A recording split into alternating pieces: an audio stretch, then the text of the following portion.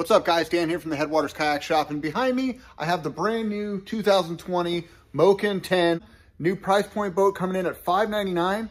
And what I wanted to do was compare it to the 2020 Lure 10 coming in at $8.99. Talk to you guys a little bit about the difference and hopefully help you decide which kayak is going to work best for you.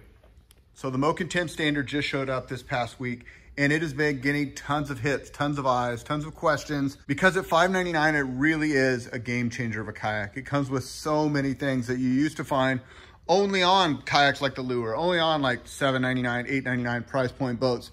But now they've dropped that price all the way down to $5.99. So let's talk about what you're getting for $5.99. So what changed from 2019 to 2020 on the Moken? Actually quite a bit of things. The hull remains basically the same, super stable platform. They use that trimaran hull, almost identical to the Lure 10 hull. So from the waist down, these two boats are not that different. Although you'll notice that the Lure is a touch wider. The Lure is 34 inches wide. The Moken 10 is 32 inches wide. Overall capacity is slightly lower on the Moken, but it's still over 400 pounds, whereas the Moken 10 is like 450 pounds. Again, you guys, I leave all these details in the description so you can actually go on there, see and compare side by side. But just to say, the Moken is for a little bit smaller person. The Lure is going to hold a little bit more weight, a little more capacity, the extra weight of the battery or stuff inside the hatch. From the top up, you see a lot of different changes. So let's start with the Moken 10 here. It's got the molded in tank well style front end. So there's no hatch like you see over here on the Lure, no internal storage, but just very simple, not a lot of fuss, not a lot of muss. As you move your way back in the cockpit, you'll see this one here has a hatch, which is just a simple storage hatch. There's nowhere to put a transducer, simple access. Whereas you look over here on the Lure, you've got the sonar pod, which you can now rig up with your transducer, with a fish finder. That's gonna drop down underneath the hull. People ask if you can put pedals into this boat.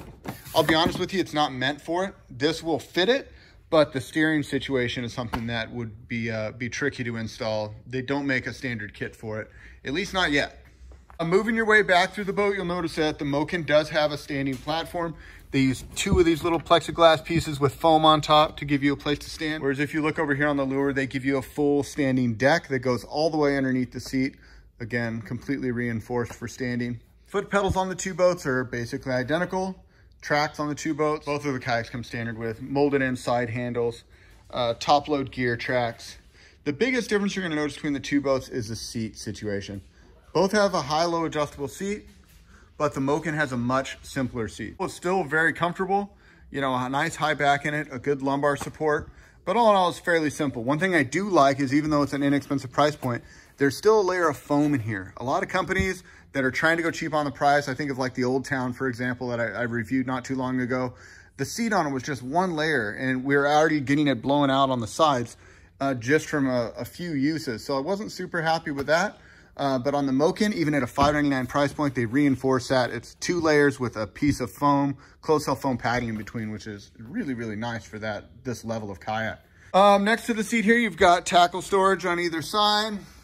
A couple of flush mount rod holders behind the seat, a decent sized tank well that's big enough for a crate or a black pack, top load gear tracks. They did the tank well a little different. They took the bungees out of the track and then actually made permanent mounting spots, which I actually like that a little bit better. Over here on the Lure, they kept it the old way, but we've had a few of these, not a few, we've had a ton of these break over the years, you know, stacking kayaks, moving them around. These are really prone to breaking. So I'm actually a big fan of how they did that, and the Moken actually kept that totally separate. Looking at the back of the boats, you'll see that they're both rudder ready, and that was an upgrade to both these kayaks for 2020, is they both come pre-plumbed with the hull ready to go, so you could just toss your rudder right in on them. Got molded in handles, built-in wheel in the keel, and rudder ready on both these boats. Basically identical. Really where we're seeing the big price difference on these two guys is the seat situation. I did this video because I just had a customer come in with their eyes on the Moken, and they ended up leaving with two Lure 10s.